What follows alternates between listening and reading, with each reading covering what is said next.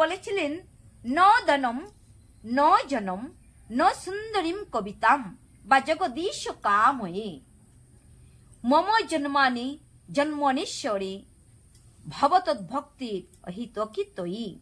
হে জগদীশ্বর, আমি ধন কামনা করি না, আমি সুন্দরী অনুগামী কামনা করি না, সুন্দরী রমণীয় চাই না, এবং আমি সুন্দরী স্ত্রীও কামনা করি না। মহাপ্রভু যদি সুন্দরী স্ত্রী কামনা করতেন তাহলে বিষ্ণুপ্রিয়াকে ছেড়ে কি চলে যেতেন? হরে কৃষ্ণ। বিষ্ণুপ্রিয়াকে ছেড়ে কখনোই চলে যেতেন না। মহাপ্রভুর দুজন স্ত্রী ছিল, একজন লক্ষ্মীপ্রিয়া আর আরেকজন বিষ্ণুপ্রিয়া। মহাপ্রভু সন্ন্যাস ধর্ম গ্রহণ করার পরে আবার যখন ওনার গ্রামে ঘুরে এসেছিল, সবাই মহাপ্রভুকে দেখার জন্য আকুল। তাই বিষ্ণুপ্রিয়া ভগবানকে দেখতে যায়নি, শ্রীমান গৌরাঙ্গ মহাপ্রভুকে দেখার জন্য যায়নি। তথাপিও শ্রী চৈতন্য মহাপ্রভু আসিয়াছিলেন বিষ্ণুপ্রিয়ার নিকট, কিন্তু বিষ্ণুপ্রিয়া নয়নের দৃষ্টি দিয়ে তাকায়নি প্রভুর দিকে, নয়নে নয়নে দৃষ্টি রেখে তাকায়নি, ওনার চরণের দিকে তাকিয়েছিল। তো বলেছিল যে সবাই আমাকে দেখছে, তুমি কেন দেখছো না? বিষ্ণুপ্রিয়া বলেছিল, হে প্রভু, আমার অপরাধ ক্ষমা করবেন। আমি যদি আজ তোমাকে আমার নয়ন দিয়ে দেখি, যদি তোমার সন্ন্যাস ধর্মে কোনো বাধা হয়ে আমি দাঁড়াই, আমাকে দেখার পর বা আমি তোমাকে নয়নে নয়নে দৃষ্টি রেখে যদি তোমার দিকে তাকাই আর সন্ন্যাস ধর্মে যদি ব্যাঘাত ঘটে, তার চেয়ে প্রভু আমি তোমাকে আমার এই দৃষ্টি নিক্ষেপ করে আমি তোমার এই সুন্দর মোহন মূরতি বেশ দেখিতে চাই না। প্রেম সে কহো শ্রীমান গৌরাঙ্গ মহাপ্রভু কে। তো এই জন্য এই সন্ন্যাস ধর্ম কলির জীবে পালন করা অত্যন্ত কঠিন। হে জগদীশ্বর, আমি ধন কামনা করি না, আমি অনুগামী কামনা করি না, সুন্দর স্ত্রীও কামনা করি না। আমার একমাত্র কামনা হচ্ছে আমি যেন জন্ম জন্মান্তরে তোমার প্রতি অহেতুকী ভক্তি লাভ করিতে পারি। হরি বল, হরি বল। এই জন্যই বলা হইয়াছে প্রথম শ্লোকে যে এই অষ্টাঙ্গ যোগ সাধন করা কলির জীবেদের পক্ষে একরকম অসম্ভব। একমাত্র ভক্তি যোগে ভগবানকে সেবা করা এটাই সম্ভব। শ্লোক নম্বর 2, দ্বিতীয় নম্বর শ্লোকে যমে সন্ন্যাসম ইতি প্রাহু যোগম তম বিদ্ধি পাণ্ডবো নহি অস্মিন্যস্তু সংকল্পো যোগী ভবতি কশ্চন। যমে সন্ন্যাসম ইতি প্রাহু যোগম তম বিদ্ধি পাণ্ডবো নহি সংকল্পো নহি অসন্ন্যস্ত সংকল্পো ভবতি কশ্চন। হে পাণ্ডব, যাকে সন্ন্যাস বলা হয়, ভগবান পাণ্ডব বলতে এখানে অর্জুনকে বলছে যে হে অর্জুন, যাকে সন্ন্যাস বলা হয় তাকেই যোগ বলা হয়। কারণ ইন্দ্রিয় সুখ ভোগের বাসনা ত্যাগ না করলে কখনোই যোগী হওয়া যায় না। যথার্থ সন্ন্যাস যোগ অথবা ভক্তি যুগের তাৎপর্য হচ্ছে জীবাত্মার রূপে স্বীয় স্বরূপ সম্বন্ধে অবগত হয়ে সেই অনুসারে কর্ম করা। জীবাত্মার কোনো পৃথক স্বতন্ত্র অস্তিত্ব নেই। জীব ভগবানের তটস্থা শক্তি। যখন সে জড় শক্তির দ্বারা প্রভাবিত হয়ে পড়ে তখন সে বদ্ধ অবস্থা প্রাপ্ত হয়, এবং যখন সে কৃষ্ণ ভাবনামৃত লাভ করে অর্থাৎ ভগবানের অন্তরঙ্গা শক্তি সম্বন্ধে সচেতন হয়, ভগবানের অন্তরঙ্গা শক্তি সম্বন্ধে যখন জীব সচেতন হয়, তার চেতন জাগে, তখন সে তার স্বরূপে অধিষ্ঠিত হয়। তাই জীব যখন পূর্ণ জ্ঞান প্রাপ্ত হয় তখন সে জড় ইন্দ্রিয় তৃপ্তি থেকে বিরত হয় বা বিরত হওয়ার চেষ্টা করে। সব রকম ইন্দ্রিয় উপভোগ্য কার্যকলাপ পরিত্যাগ করার চেষ্টা করে বা পরিত্যাগ করে ইন্দ্রিয় দমন করে যোগীরা জড় আসক্তি থেকে মুক্ত হবার চেষ্টা করে। তো এই জন্য এই ষষ্ঠ অধ্যায়ের নাম হচ্ছে অভ্যাস যোগ, চেষ্টা করা। আমরা এক বলে দুই শিখি, তো প্রথমে অ শিখে তারপরে আ শিখি। তো এই জন্য চেষ্টা হচ্ছে প্রকৃত আমাদের কর্ম বা ধর্ম। যদি চেষ্টা না করি তাহলে কিছুই আমরা করিতে পারিব না। যদি লাইনে দাঁড়াতে আমাদের কষ্ট হয় তাহলে আমরা কি অগ্রসর হইতে পারবো না। তো প্রথম আমাদের উচিত কি, প্রথম হচ্ছে আমাদের লাইনে দাঁড়ানো।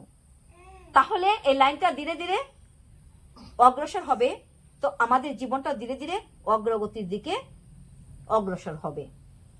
ধীরে ধীরে আমরা চিন্ময় জগতের চেতনা শক্তির প্রতি আমাদের হৃদয়ে জাগবে, ভগবান সম্পর্কে জ্ঞান আসবে, ধীরে ধীরে জাগবে, তিলে তিলে জাগবে।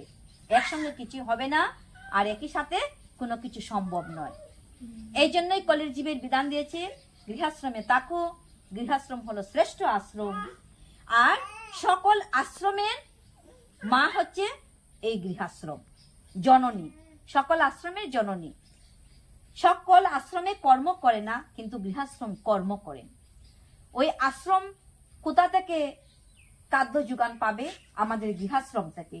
শাক সবজি বা আমরা কৃষিকর্ম যারা করে, সে গৃহ থেকে ধান, জব ইত্যাদি চাউল তারা সংগ্রহ করবে। এই জন্য গৃহাশ্রমকে সর্ব আশ্রমের জননী বলা হয়।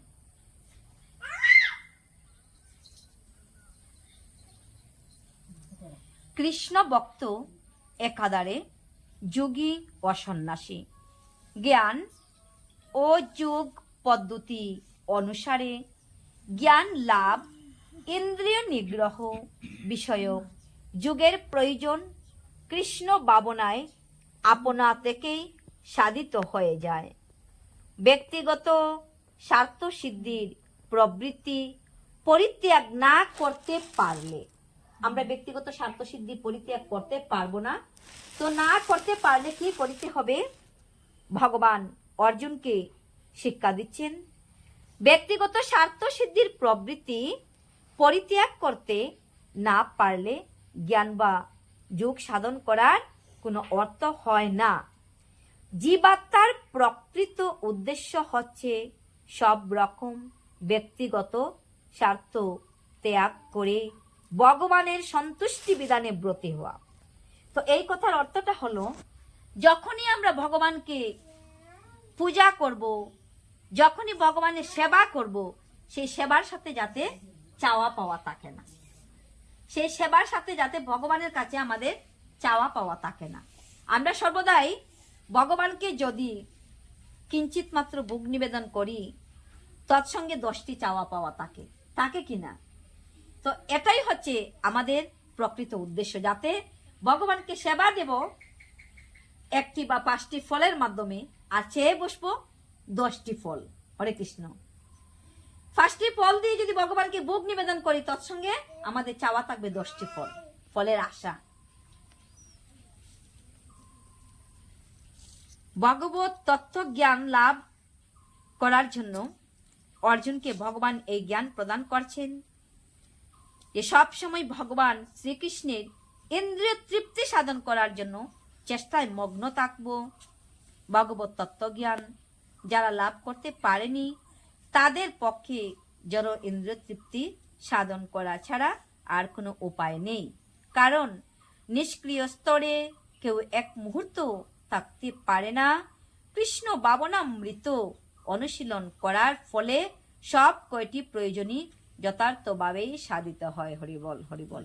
ধীরে ধীরে যখন ভগবানের দিকে আমাদের মন অগ্রসর হবে, তখন ধীরে ধীরে সব কয়টি যথার্থভাবে সাধিত হবে। তো আমাদের অভ্যাস করিতে হবে। অভ্যাস থেকে যদি বিরত থাকি, তাহলে আমরা চিন্ময় জগতের দিকে মনকে এগিয়ে নিয়ে যেতে পারবো না। মন হচ্ছে 14 ভুবনের রাজা।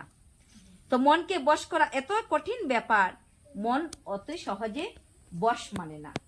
একটি পাখিকে পুষলে পাখি বশ মানে, পাখি বুলি গ্রহণ করে, বুলি শিখে, কিন্তু এই মন বশীভূত হয় না। মনকে বশীভূত করিতে হবে কিসের মাধ্যমে? ভগবান আমাদের জন্য যে ধর্মগ্রন্থ রেখেছেন, সেই ধর্মগ্রন্থ অধ্যয়ন করব, পাঠ করব, শ্রবণ করব, ভগবানের নাম গুণগান কীর্তন করব। এইভাবে যদি ভগবানের কীর্তন আমরা করিতে পারি, যতটুকু সময় পারি, ধীরে ধীরে মন অগ্রসর হবে, ধীরে ধীরে মন অগ্রসর হবে। একটা কীর্তন শিকার পরে আরেকটি কীর্তন শিকার ইচ্ছা জাগবে। তখন আমি যখন গুনগুন করে এই কৃষ্ণ নামের সুর টানতে থাকবো, তখন অন্য বিষয় বাসনা একটু হলেও হালকা হবে, একটু হলেও হালকা হবে। তো এরকম ভাবে ধীরে ধীরে আমরা চেতনার দিকে অগ্রসর হতে হবে।